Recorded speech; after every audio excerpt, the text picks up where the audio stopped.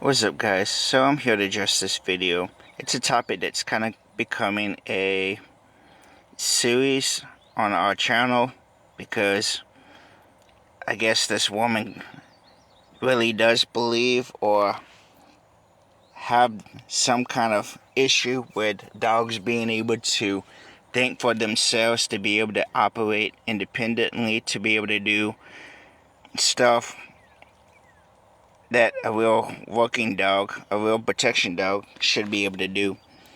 For instance, right here you see in the description that she's posting, it says not all threats are aggressive or all threats act aggressively. That is not true. All threats do act aggressively.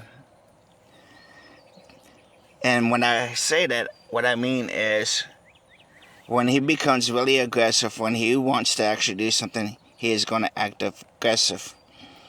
Now, he might not be acting aggressive because you noticed him and the dog notices him, but I guarantee you he's got ill intent.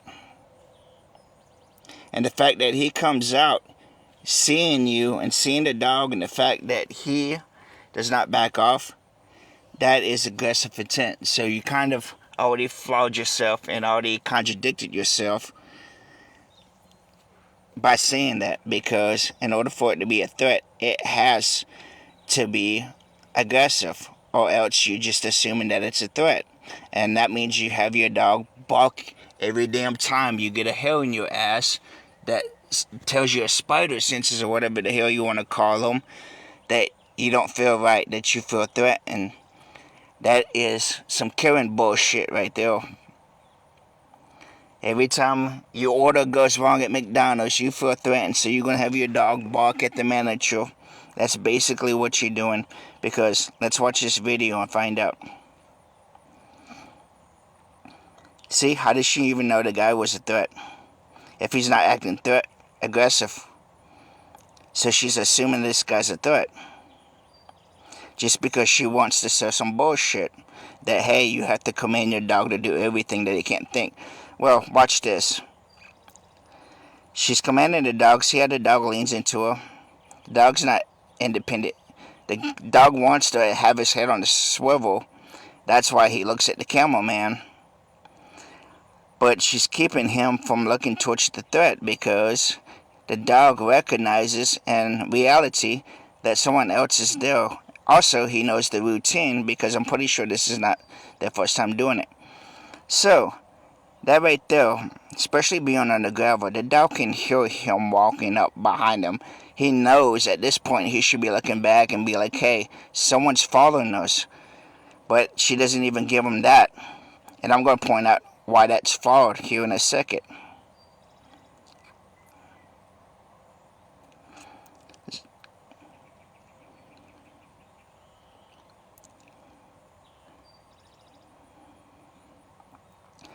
So, she makes knowledge, and this is a part of the routine.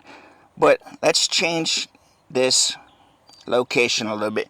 Say the same thing's going on as far as her walking her dog, and it's late night, and she's going through an alley, and that alley has another alleyway coming into it, and this guy happens to be in an alleyway instead of a building.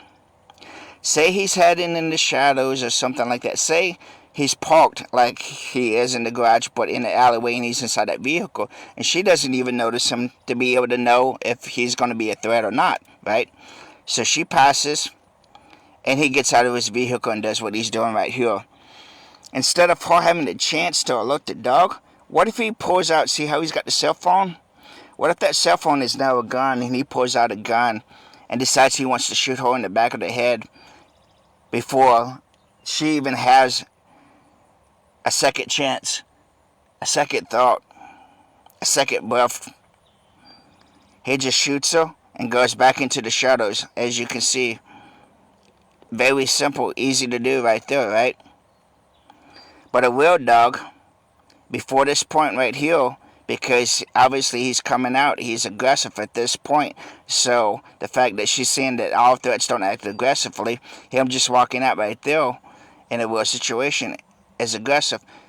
Even if the dog has to be commanded, he's acting aggressive because obviously she feels a threat presence enough to be able to command the dog to alert, to be ready to engage. So she's contradicting herself with what she says. But let's say before this happens and everything, he shoots her. He's got the perfect alignment. What happens? That dog, before that guy even got to the situation to be right there, should have told that woman, because that dog is going to pick up on threats a lot sooner than that woman is. That woman's assuming threats. The dog won't assume threats. The dog will actually detect threats. It will detect chemical changes that tells the handler, the owner, that this guy has ill intentions, which obviously he does because he's coming out of the shadows to be able to follow him to a degree.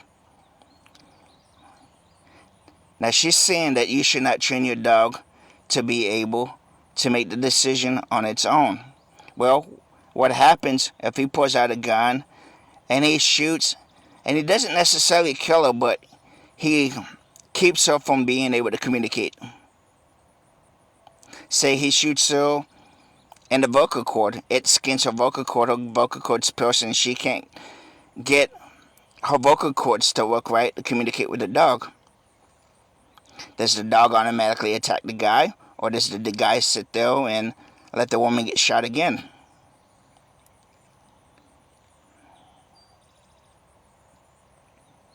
You want your dog to be able to detect threats, to pick up on threats. And if your dog has to act, you need your dog to be able to act. And I will show you another video that talks about when it becomes real by another trainer that ironically demonstrated exactly almost what I was talking about in the other video by this Canine Protection International people, or whatever they are, or whoever they are. So, questions, comments, or concerns, drop them below. Until next time.